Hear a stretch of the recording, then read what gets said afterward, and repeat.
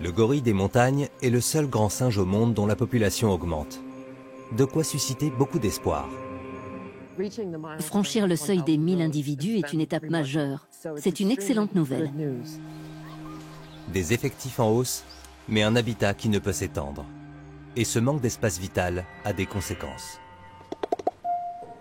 Il y a beaucoup plus d'attaques entre groupes de gorilles qu'il y avait auparavant. Et ces attaques conduisent à la mort de gorilles régulièrement. Les affrontements intra-groupes avec leur lot de blessures sont fréquents. La question est de savoir si leur niveau de stress augmente. Si nous n'agissons pas maintenant, dans 10 ans, il sera peut-être trop tard. Comment les défenseurs de l'environnement font-ils face à ces défis? Et à quelles questions les scientifiques doivent-ils répondre? Ça veut dire qu'on doit absolument atteindre 1000 gorilles, 1500 gorilles, 2000 gorilles. Est-ce encore une population sauvage ou est-ce déjà un zoo à ciel ouvert?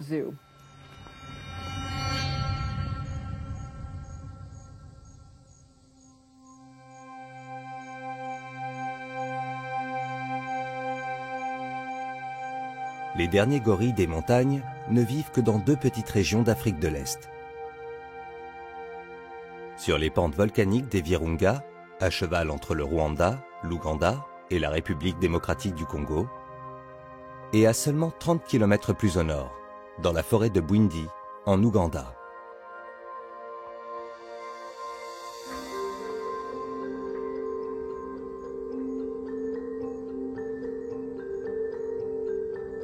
Le parc national de la forêt impénétrable de Bwindi est une forêt tropicale primaire qui s'étend entre plaine et montagne. Ces 331 km² de jungle abritent plus de 400 gorilles des montagnes. Un terrain qui rend difficile un recensement précis des effectifs. Le parc national de la forêt impénétrable porte bien son nom. La végétation y est très dense, à tel point que vous pouvez avoir un gorille non loin de vous et ne pas le voir.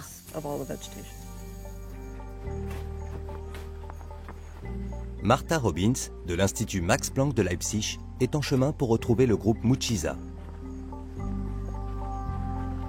Chaque clan de gorilles porte le nom de son chef, un dos argenté. Après 1h30 de marche, elle aperçoit les singes qu'elle souhaite observer aujourd'hui.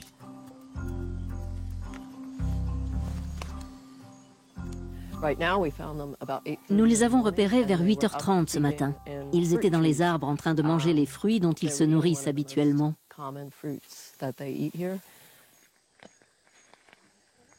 Nous portons des masques chirurgicaux à chaque fois que nous sommes à moins de 10 mètres d'eux. Même si je me sens en forme et que je n'ai aucun symptôme, il se peut que je sois porteuse d'un virus. Et je ne voudrais surtout pas contaminer les gorilles.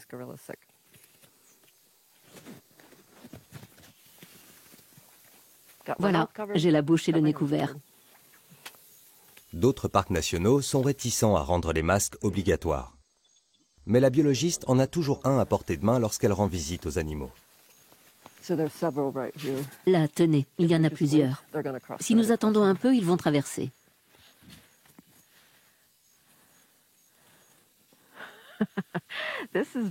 Ça, c'est très rare.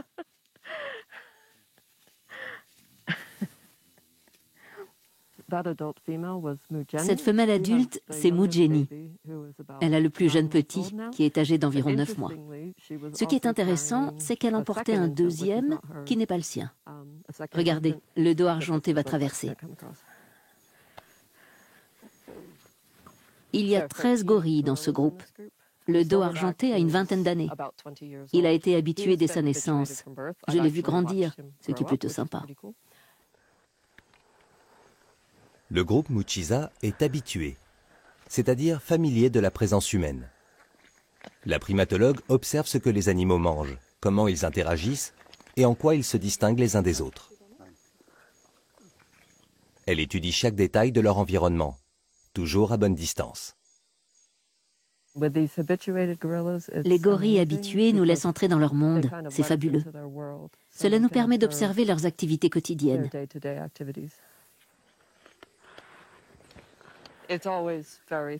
C'est toujours passionnant de découvrir les nouveaux bébés, de les voir grandir.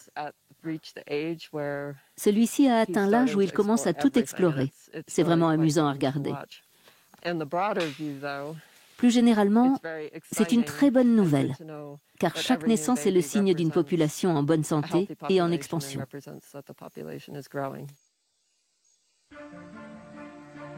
L'augmentation des effectifs des gorilles des montagnes est un succès sans précédent. Depuis fin 2018, l'Union internationale pour la conservation de la nature ne les considère plus comme étant en danger critique d'extinction, mais seulement en danger. Martha Robbins a été témoin du rétablissement de leur population.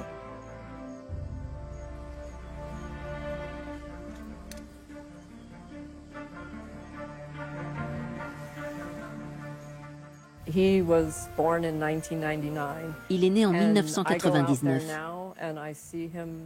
Et aujourd'hui, il est à la tête d'un groupe de 5 femelles adultes. Et ses petits font les fous dans les arbres au-dessus de lui. C'est un vrai privilège de pouvoir observer le même gorille depuis plus de 20 ans. En termes de sensibilisation du public, le fait que les gorilles soient très attirants, je dirais même mignons, joue bien sûr en leur faveur. Mon travail tourne beaucoup autour des chiffres et des données, comme ce serait le cas pour n'importe quelle espèce. J'ai toujours ma casquette de scientifique. Mais qui ne craquerait pas devant ces bébés en train de jouer? Il n'en demeure pas moins que ce sont les chiffres qui éclairent sur l'avenir de l'espèce. Tous les 5 ans, les scientifiques recensent les gorilles. Un vrai casse-tête, car tous les groupes de la forêt de Bwindi ne font pas l'objet d'un suivi constant de la part des chercheurs. Avec ce groupe qui est habitué, c'est très facile. Nous venons de voir Muchiza, Dvutic, Makaba, Makagote et Garoudi. Mais il y a beaucoup de gorilles dans le parc qui ne sont pas habitués. Et cela nous donne du fil à retordre. Afin qu'aucun animal ne leur échappe, les chercheurs passent la forêt tropicale au peigne fin, parcourant ainsi des milliers de kilomètres à pied. Pour le recensement, nous mobilisons 6 équipes de 5 personnes chacune, sur une période de 3 mois. J'ai participé à 5 recensements de gorilles, et c'est de loin le travail le plus difficile que j'ai fait.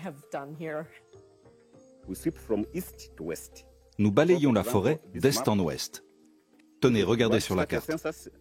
2 équipes démarrent le recensement depuis ce côté, 2 depuis le milieu et 2 autres depuis la partie sud du parc. C'est comme balayer une maison, d'un coin à l'autre. Des gardes forestiers du Rwanda, d'Ouganda et du Congo fouillent ensemble la jungle 2 fois de suite afin de minimiser le taux d'erreur. Cela n'est possible que parce que les animaux vivent dans une zone fermée et délimitée. Une entreprise aussi unique que laborieuse. Nous recherchons surtout les pistes fraîches laissées par les gorilles. Quand ils parcourent la forêt et se nourrissent, ils ont tendance à piétiner la végétation qui pousse ici à profusion. Nos pisteurs, qui sont expérimentés, savent repérer ces traces. C'est ce qui nous permet de remonter jusqu'au site de nidification, de compter les nids et de collecter des excréments. Les gorilles construisent un nid de feuilles chaque soir, sur lequel ils s'allongent et s'endorment. Sur un groupe de 10 individus, on va généralement trouver 8 nids. 2 des nids contiennent à la fois des excréments d'adultes et de bébés. C'est comme ça que nous pouvons déterminer qu'il y a probablement 10 individus. Mais pour nous assurer que nous n'avons pas un cas où un gorille aurait d'abord fait un nid, puis un second, parce qu'il ne s'entendait pas avec son voisin, nous effectuons une analyse génétique des excréments. Les excréments des animaux permettent donc aux scientifiques d'affiner les résultats du recensement. Ça, ce sont les excréments du dos argenté Muchiza. Je l'ai vu déféquer ici. Ce n'est pas très agréable, mais je suis ravie. C'est super. Ils sont végétariens, donc ce n'est pas si terrible que ça.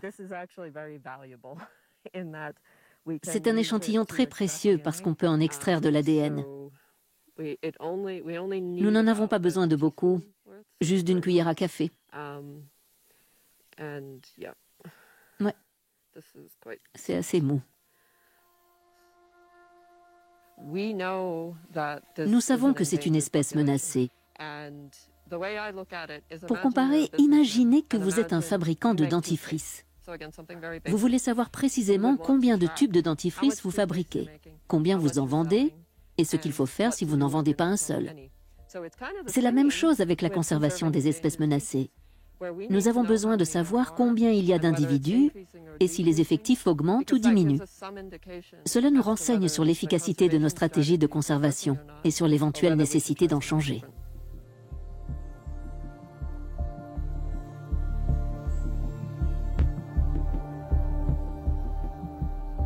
À seulement 30 km au sud, dans les montagnes des Virunga, les stratégies de protection mises en place ont porté leurs fruits.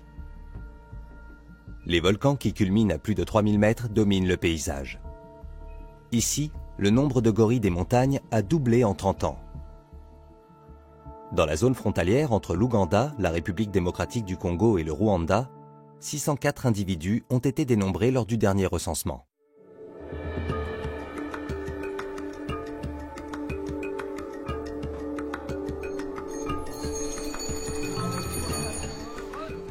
Au Rwanda, le gouvernement a interdit le braconnage et l'exploitation forestière au sein du parc national et a mis en place un tourisme contrôlé. Une partie des revenus générés finance la protection de la nature et 10% servent à la construction d'écoles, de routes et d'hôpitaux dans la région.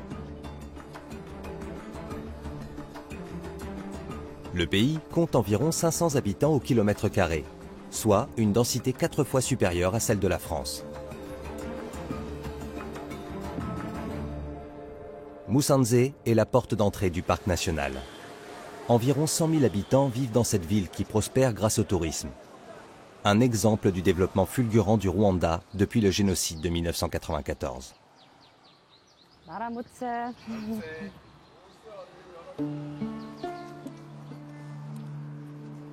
Winnie Eckart de Leipzig travaille depuis 15 ans au centre de recherche du Dian Fossey Gorilla Fund.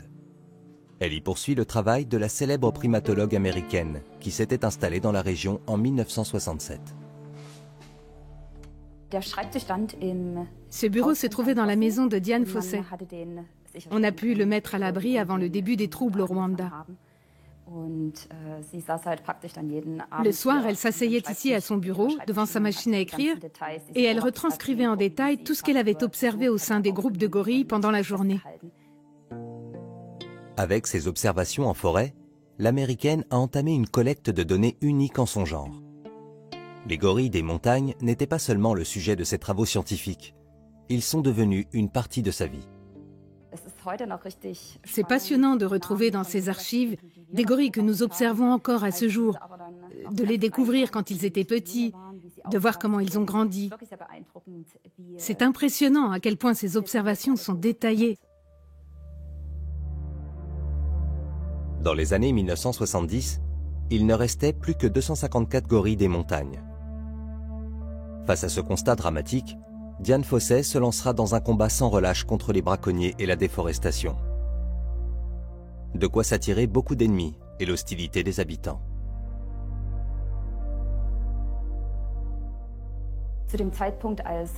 Lorsque Dian Fossey s'est engagée dans la protection des gorilles, elle ne croyait pas elle-même qu'ils survivraient à l'an 2000. Elle était persuadée qu'ils auraient disparu au tournant du millénaire.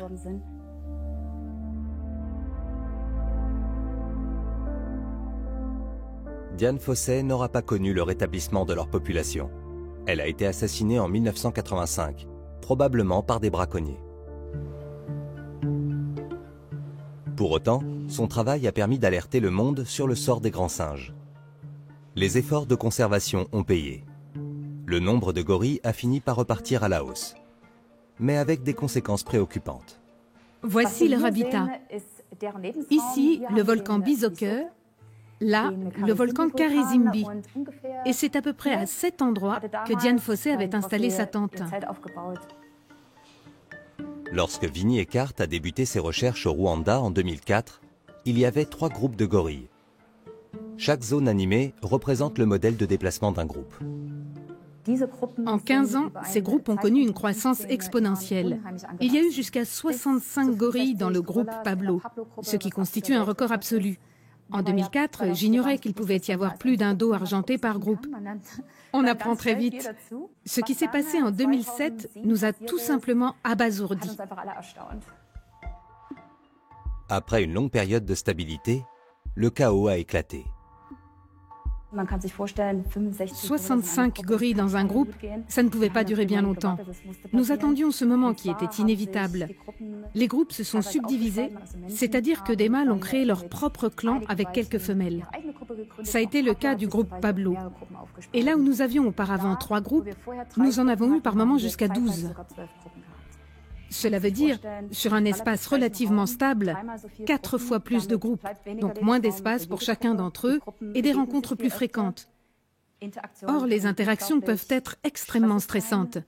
Elles peuvent dégénérer en combats mortels entre mâles. Et pour les jeunes aussi, les enjeux sont importants.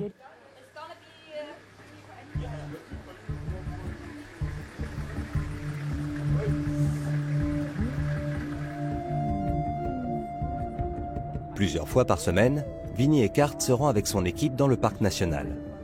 Elle veut savoir comment les gorilles réagissent à cette promiscuité grandissante. Le parc national est un petit îlot de verdure au milieu d'une région cultivée de façon extensive par la population. Les champs s'étendent jusqu'à la limite du parc, empêchant les primates de s'installer ailleurs lorsque la densité devient trop importante. Je me sens chez moi ici. C'est toujours un moment fort de la semaine quand on peut aller en forêt. C'est un peu comme rendre visite régulièrement à des membres de sa famille. On passe dire bonjour et on prend des nouvelles. Winnie Eckart se rend auprès du groupe de gorilles Pablo afin d'étudier la dynamique sociale entre les primates. Ce groupe, qui a connu de grands bouleversements par le passé, compte aujourd'hui 24 individus. À l'entrée du parc national, la scientifique fait le point avec les gardes forestiers, qui savent généralement où se trouvent en temps réel les différents groupes. L'équipe annonce sa visite dans la langue des gorilles.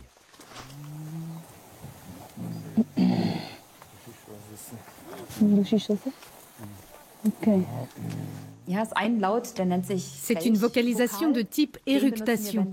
Nous l'utilisons quand nous arrivons près d'un groupe. C'est comme dire « nous sommes là, nous arrivons, tout va bien ».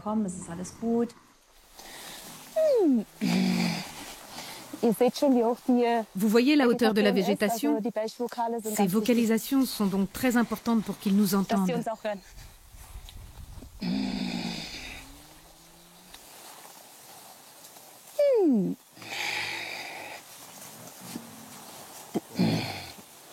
On entend Obuso.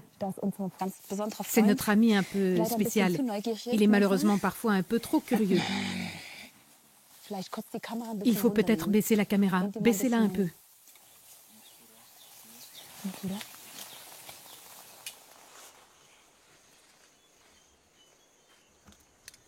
Winnie Eckart ne veut pas créer de stress supplémentaire. Dans le groupe Pablo, un mâle sexuellement mature a signalé qu'il voulait fonder son propre clan. Cela entraîne des tensions. Ça, c'est un des dos noirs. Nous les surnommons affectueusement les teenagers. Ce sont les mâles adolescents. Celui-ci s'est pris une raclée récemment de la part de congénères plus âgés, Obuso et Douchichose, je crois. Il a suivi une des jeunes femelles et il a probablement manifesté son envie de s'isoler, voire peut-être de s'accoupler avec elle. Et cela a dégénéré. On ne le voit pas très bien, mais il a quelques blessures. Cela arrive de temps en temps. Il y a parfois des disputes.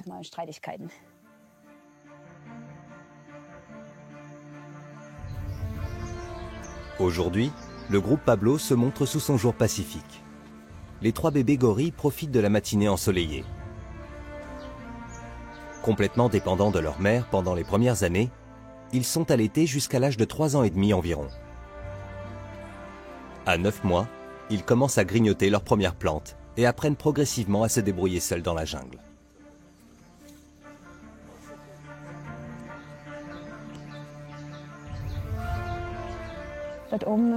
Là-haut, on peut voir un petit. C'est Umuyango. Il adore jouer, parfois seul, comme c'est le cas en ce moment. Il n'a probablement pas encore trouvé de camarade de jeu. Mais ça ne va pas durer longtemps. Tenez, un autre arrive en courant. Il va être heureux.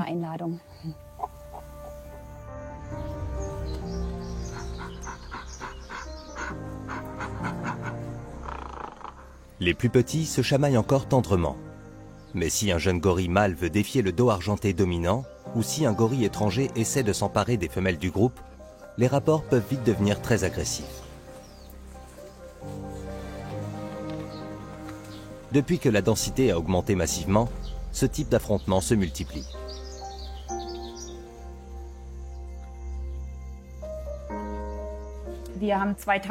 En 2007, nous avions une interaction par mois. Aujourd'hui, nous en observons jusqu'à 3 par jour entre les différents groupes. Le taux d'interaction a grimpé en flèche. Lors de ces affrontements, les bébés courent un grand risque. Tant qu'une femelle allaite, elle n'est pas prête à s'accoupler à nouveau. Un gorille qui réussit à attirer des femelles tue presque toujours leur progéniture, parce que ce n'est pas la sienne. Des infanticides contre lesquels les scientifiques sont impuissants. Lorsque vous vivez cela en direct, c'est bien sûr très difficile à regarder et à supporter. On voudrait faire quelque chose, mais on sait que c'est un comportement naturel et qu'il faut laisser faire. On est obligé de s'endurcir un peu et de mettre de la distance. Mais c'est évidemment très difficile. On connaît les jeunes depuis leur naissance, les mères aussi, et on voit qu'ils souffrent beaucoup. Tout le groupe est exposé au stress. C'est difficile à accepter, mais c'est comme ça.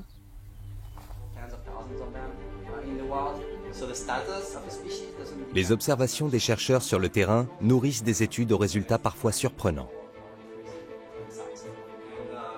À l'université UC Davis, en Californie, où Diane Fosset a étudié pendant 2 semestres, le Français Damien Caillot, spécialiste des gorilles, présente ses derniers travaux en date.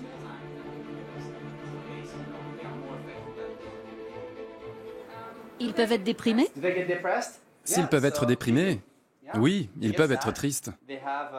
Comme la plupart des mammifères, les gorilles ont des sentiments.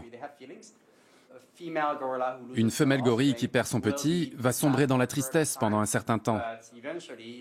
Mais elle finira par surmonter sa peine et sera à nouveau en gestation, en laissant derrière elle cette tragédie. Mais je me souviens d'avoir observé une femelle gorille qui venait de perdre son bébé. Elle avait l'air triste. Pendant plusieurs mois, elle est restée en marge du groupe, dans un état d'apathie, de morosité.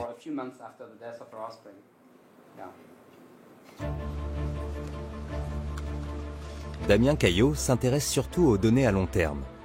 Il étudie les modèles et les évolutions sur plusieurs décennies à l'aide de méthodes quantitatives. Le biologiste se rend aussi régulièrement sur place. Il bénéficie des longues années de recherche sur le terrain au Rwanda. 5 décennies d'observation entamées par Diane Fosset ont abouti à une mégabase de données qui contribue à élargir le champ des connaissances. Donc on voit assez clairement qu'entre les années 80 et les années 2000, il n'y avait quasiment aucun cas d'infanticide noté au Rwanda. Et après cette période-là, le nombre d'infanticides a augmenté de façon assez drastique. C'est ce que montrent les petites étoiles ici, les petites étoiles rouges. On a observé une multiplication par 5 du taux de mortalité des bébés gorilles par infanticide au cours des 10 dernières années également. Et en plus de ça, il y a eu également une augmentation du taux de mortalité des mâles gorilles liées aux blessures qui s'infligent lors des rencontres. Les analyses du chercheur permettent de réaliser des projections. La croissance considérable de la population de gorilles met-elle en péril le développement harmonieux des individus? On a un niveau de violence qui n'est plus naturel ou ordinaire pour des gorilles de montagne ou d'autres gorilles. Et ça se traduit par un niveau de violence qui conduit l'ensemble de la population à ralentir sa croissance. Et si ça continue, la population pourra même décroître en taille si ce niveau d'agression continue à se maintenir. Ça contribue également, au-delà de réguler la population, à élever le niveau de stress de cette population, le niveau de bien-être. Donc c'est un problème qu'il faut résoudre ou essayer de comprendre dans le futur.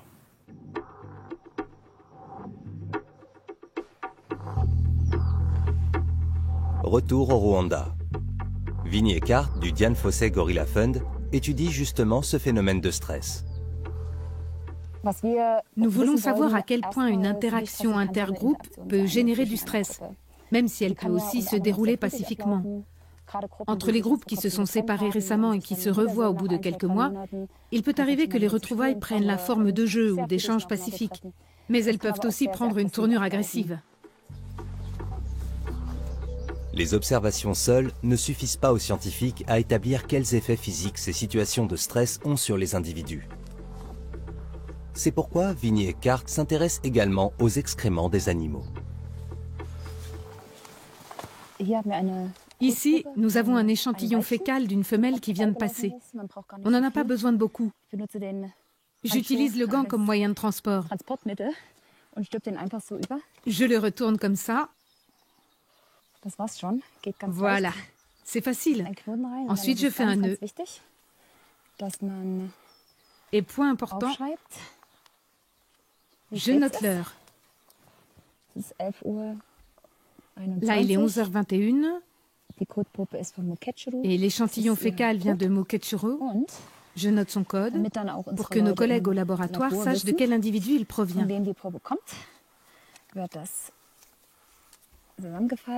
Je plie le papier, je le glisse au-dessus, je refais un nœud, et voilà, ça peut partir à Musanze.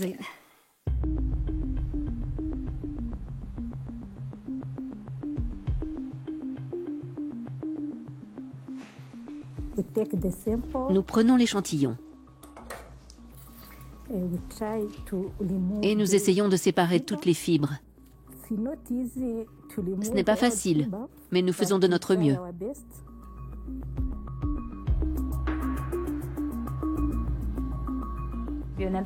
Nous le surnommons notre labo de caca. Ce que Rose et Martin font, c'est extraire les hormones des échantillons fécaux que nous avons collectés en forêt.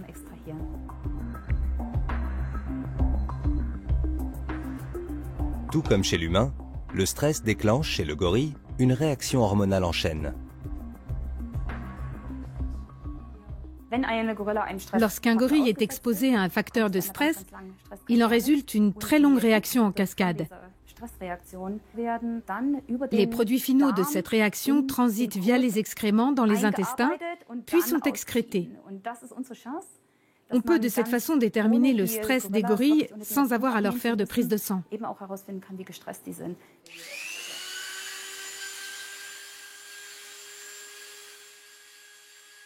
Avec l'aide du personnel local qualifié spécialement formé, près de 16 000 échantillons ont été préparés et analysés depuis 2011. Il ne s'agit pas seulement d'apporter la preuve du stress, mais aussi de quantifier son intensité. Certains comportements sont révélateurs. C'est comme nous quand on est nerveux. On se frotte le lobe de l'oreille, on se gratte ou on bâille. On retrouve cela chez les gorilles, mais cela ne nous apprend rien sur leur niveau de stress.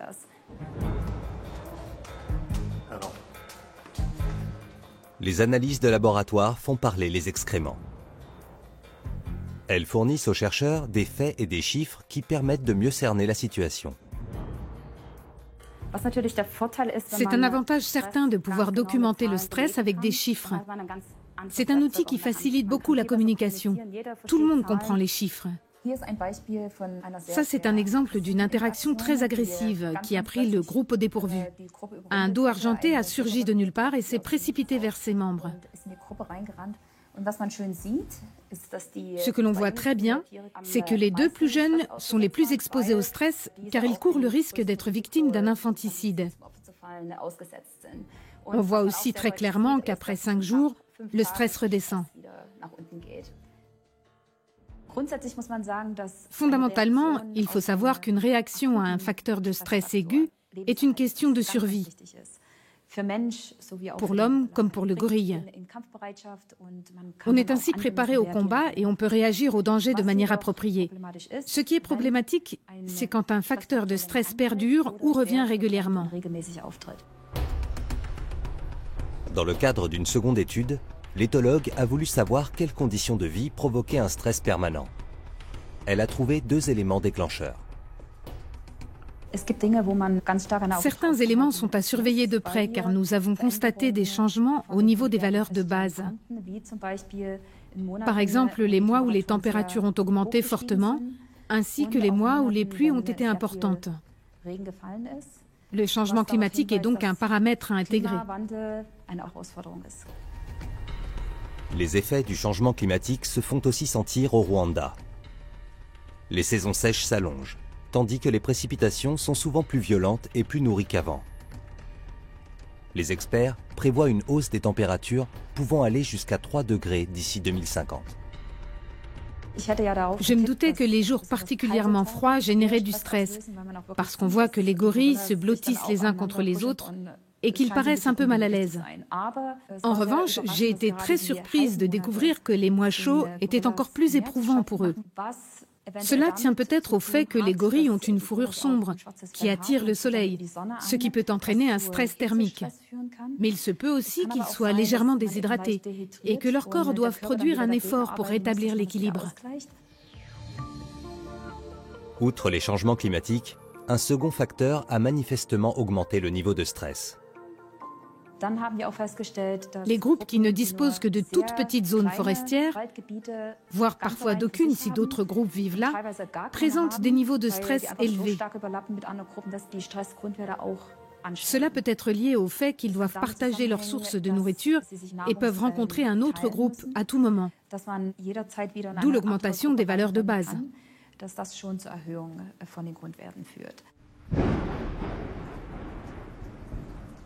Les résultats de recherche de Vinny Eckart sonnent comme un signal d'alarme.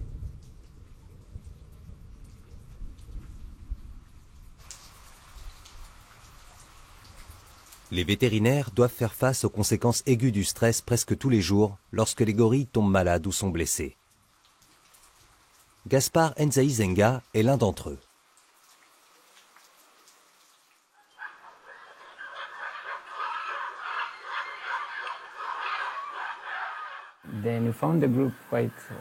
Nous avons découvert le groupe tôt ce matin.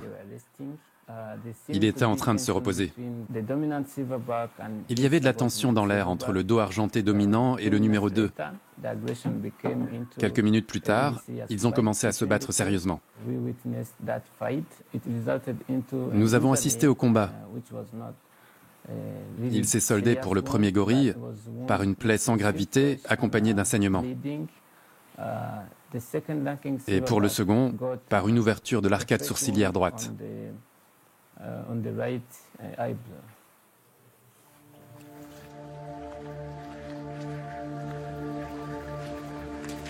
Les vétérinaires interviennent dans les cas d'urgence, mais aussi de façon préventive, par tous les temps et à n'importe quelle altitude. Aujourd'hui, il faut gravir les pentes du volcan Karisimbi. Culminant à plus de 4500 mètres, c'est le plus haut des 8 volcans des Virunga. Nous surveillons en permanence la santé des gorilles. Notre équipe de pisteurs, qui est sur le terrain, nous informe tous les jours de l'état sanitaire de chaque individu.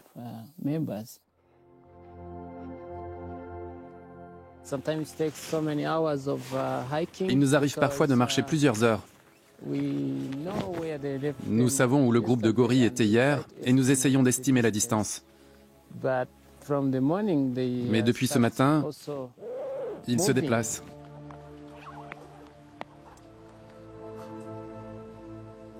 C'est le moment que choisit un orage pour s'abattre sur la forêt tropicale. Je n'ai plus de signal. Le vétérinaire avait prévu de rendre visite au groupe Souza. Mais après avoir sillonné la forêt pendant 2 heures et demie, il perd le signal radio avec le garde qui avait localisé le groupe.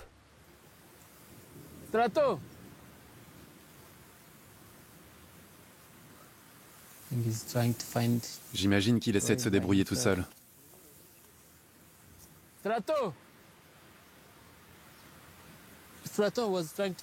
Strato était sur la piste des gorilles. J'essaie de l'appeler. Bon, j'y vais.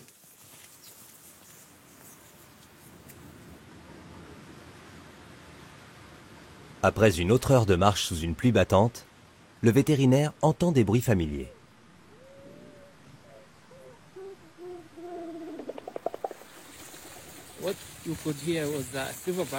Ce sont les cris d'un dos argenté. Il se frappe la poitrine. Pour l'instant, je ne peux pas dire s'il s'agit d'une épreuve de force entre les membres du groupe ou s'il veut nous saluer. Nous pourrons commencer nos observations d'ici quelques minutes. Ça y est, le groupe de gorilles est en vue.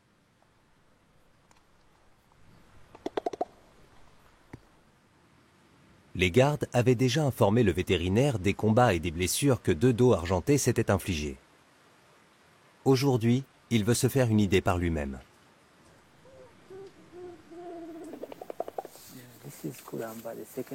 Il s'agit de Kuramba, le dos argenté numéro 2 du groupe Sousa. C'est lui qui a récemment commencé à défier le dos argenté dominant, Kurira. Vous voyez, il a une ancienne blessure dans le dos. Ces plaies sont en voie de cicatrisation. Mais lorsque nous constatons que leur vie est en danger, nous devons intervenir et leur administrer des médicaments.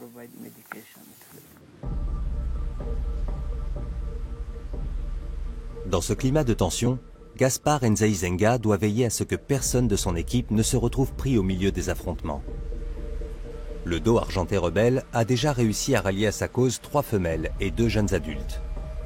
Il a aussi commencé à prendre ses distances avec le chef du clan. Le groupe pourrait bientôt éclater. Les dos argentés chargent, et les plus téméraires peuvent attraper l'un d'entre nous, ce que nous cherchons bien sûr à éviter. Nous avons donc besoin d'une équipe avec des personnes courageuses qui ne prennent pas leurs jambes à leur cou.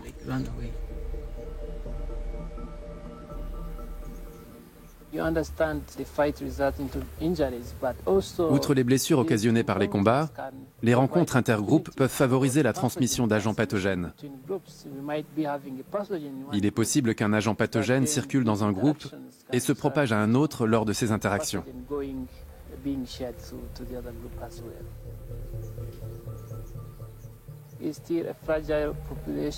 Cela reste une population vulnérable.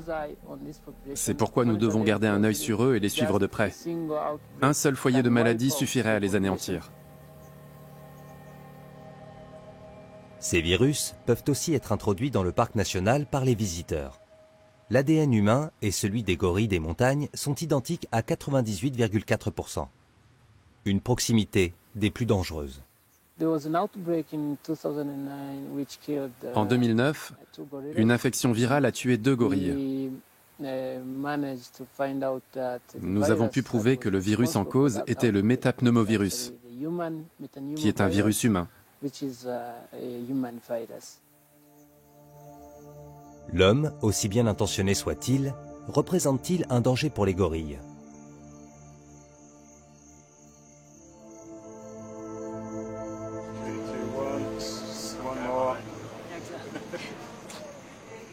Au Rwanda, près de 100 touristes par jour sont autorisés à rendre visite aux gorilles du parc national.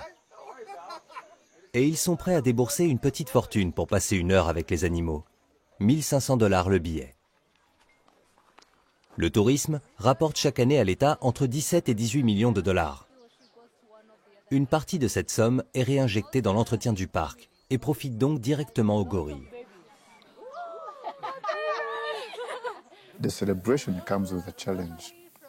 Le succès s'accompagne de défis. Une vingtaine de groupes de gorilles des montagnes se partagent un habitat de 160 km². C'est un territoire très restreint.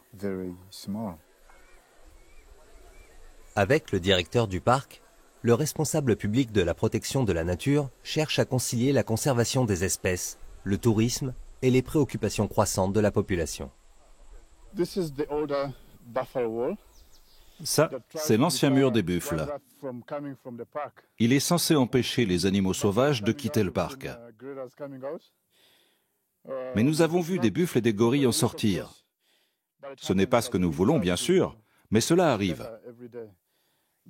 Nous faisons tout notre possible pour mieux protéger la faune sauvage ainsi que nos concitoyens.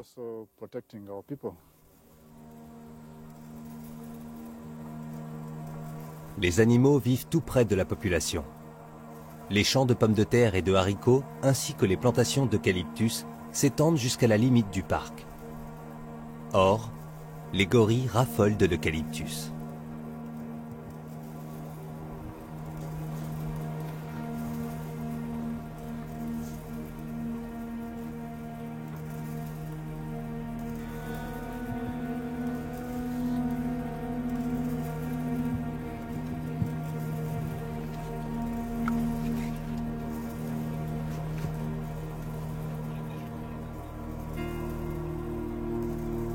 Habitués à la présence humaine, les animaux ne se laissent guère perturber.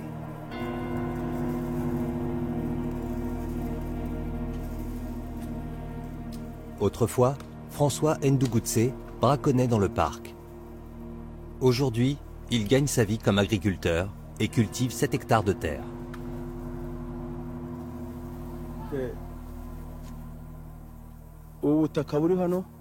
Tous ces champs m'appartiennent. Ils vont de l'endroit où nous nous trouvons jusqu'à la limite du parc national.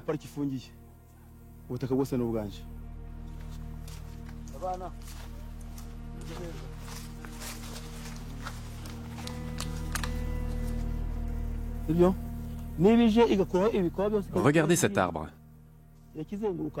Quand un gorille vient, il arrache l'écorce tout autour et ne laisse que l'intérieur du tronc. Or, c'est l'écorce qui transporte la sève de la base vers le sommet de l'arbre. Une fois privé de son écorce, l'arbre se dessèche et meurt. Alors, il n'y a plus qu'à l'abattre. Les gorilles des montagnes, mais aussi les buffles et les éléphants de forêt, quittent régulièrement le parc et détruisent les récoltes. François Ndougoutse bénéficie alors d'une indemnisation de la part du gouvernement. Mais celle-ci ne compense que partiellement ses pertes. Ils saccagent les champs. Ils peuvent détruire jusqu'à 2000 mètres carrés de terrain, ce qui me prive de 5 tonnes de pommes de terre et d'un bénéfice de 1,2 million de francs rwandais. En compensation, je reçois en tout et pour tout 120 à 150 000 francs rwandais. Soit un manque à gagner de 90%. Les aides du gouvernement et de diverses organisations pour soutenir financièrement la population locale sont une piètre consolation.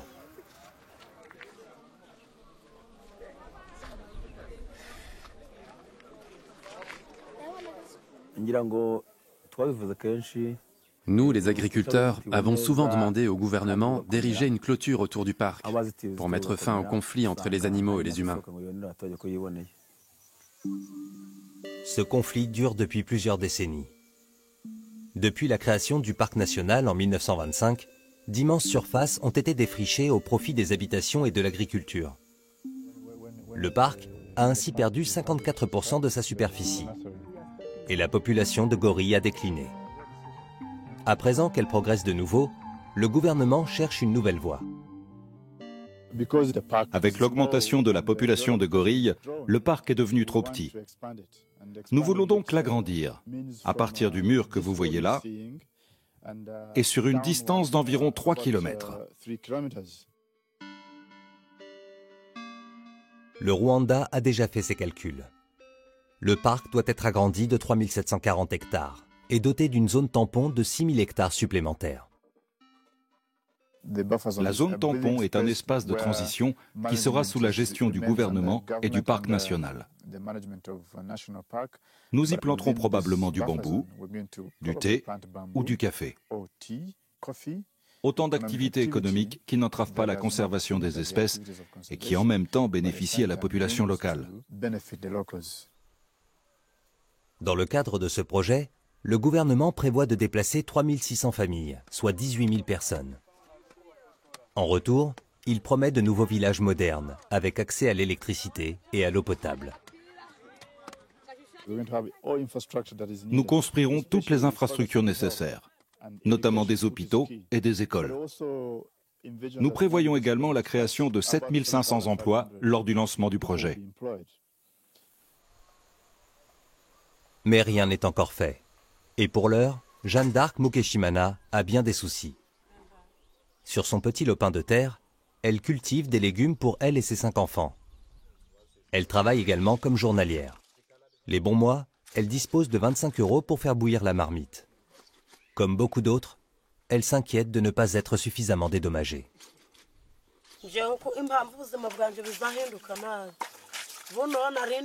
Mes beaux-parents m'ont donné ce terrain pour que je puisse y construire ma maison. C'est bien, mais l'avenir s'annonce quand même très sombre pour moi. Manifestement, les gorilles comptent plus que nous. Si le gouvernement le décide, ils nous chasseront d'ici. Purement et simplement, pour que les gorilles aient plus de place.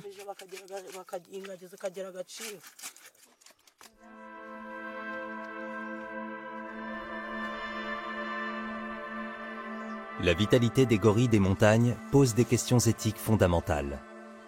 Ou quand intérêt humain et conservation des espèces s'affrontent. Ce conflit préoccupe aussi la scientifique Martha Robbins en Ouganda. Retour dans la forêt de Bwindi, auprès du projet Gorille de l'Institut Max Planck d'anthropologie évolutionniste. Voici la maison des gorilles. Elle existe depuis une dizaine d'années. C'est une sorte de sanctuaire. Elle est située en bordure du parc national, ce qui est une chance fabuleuse. Là, c'est la cour, avec les singes qui passent. 3 fois par an, Martha Robbins effectue un séjour de travail d'environ 1 mois à Bwindi. Ça, c'est ce que j'appelle le mur des gorilles.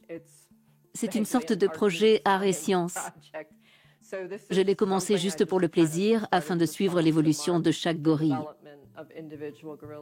Chaque colonne correspond à un individu. Ces 2 bébés sont nés il y a environ 2 ans. Celui-ci il y a 1 an et demi et celui-là il y a 8 mois. J'ai d'autres photos maintenant. Il faudrait que je les décale toutes. La biologiste a découvert que dans la région des Virunga, il ne s'écoule que 4 ans entre les naissances. Or, chez les gorilles de Bwindi, 5 ans se passent avant qu'une femelle mette à nouveau bas. La population de Bwindi augmente donc moins vite, mais la tendance reste positive. Ces photos sont plus parlantes que des chiffres. C'est vrai, leur population a augmenté. Mais n'oublions pas qu'il s'agit d'une poignée d'individus, environ 1 millier. 1 millier, c'est moins que le nombre de spectateurs dans un cinéma multiplex un vendredi soir. C'est très peu. Donc, d'une part, le risque d'extinction existe toujours. Et d'autre part, nous devons repenser nos stratégies de gestion.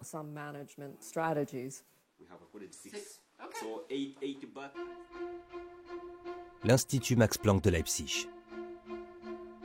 90% des gorilles du Rwanda, d'Ouganda et du Congo sont consignés dans les registres du laboratoire de génétique de l'Institut d'anthropologie. Le résultat du vaste programme de recensement. C'est assez différent du travail de collecte d'échantillons sur le terrain, mais c'est une pièce cruciale du puzzle. C'est ici que nous extrayons l'ADN des échantillons d'excréments et réalisons le génotypage. C'est comme un travail de détective. Nous arrivons à reconstituer une image représentative des 2 populations de gorilles dans ce tout petit laboratoire. Et cette image confirme leur progression. Le dernier recensement dans la forêt de Bwindi a dénombré 459 individus. Avec ceux de la région des Virunga, cela fait au total 1063 gorilles. Un succès est un succès.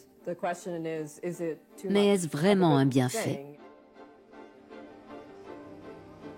Il est vraisemblable que le niveau de stress, le niveau de mortalité dans cette population de gorilles qui vit désormais à densité élevée va augmenter. Ça veut dire qu'il y aura des individus qui ne seront pas forcément en bonne santé, qui vont mourir plus souvent que désormais. Et on peut se demander, Est-ce que les autorités locales, est-ce que les ONG internationales vont finalement laisser faire, accepter que c'est le sort de cette population, ou est-ce qu'ils n'ont pas résisté à la tentation d'intervenir? On peut imaginer que l'écotourisme lui-même constitue une certaine pression auprès du gouvernement pour intervenir. On imagine que les touristes n'ont pas envie de voir des individus qui sont stressés, qui ne sont pas en bonne santé, etc. Il y a davantage d'êtres humains dans le parc national pour protéger les gorilles qu'il n'y a de gorilles. Donc il y a un niveau de recherche, de conservation, d'écotourisme, etc. qui n'existe pas ailleurs dans le monde. Ce qui veut bien dire que les gorilles sont dépendants des humains, les humains sont dépendants des gorilles, et on n'est plus vraiment dans le cas d'une population naturelle, sauvage, vierge, indemne de l'activité humaine.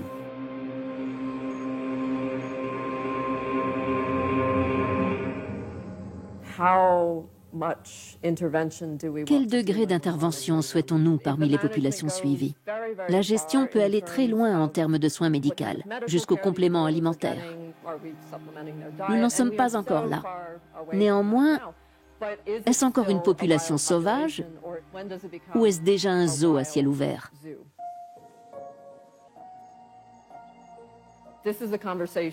Cette réflexion doit associer tous les acteurs impliqués dans la conservation des gorilles, et elle doit commencer maintenant.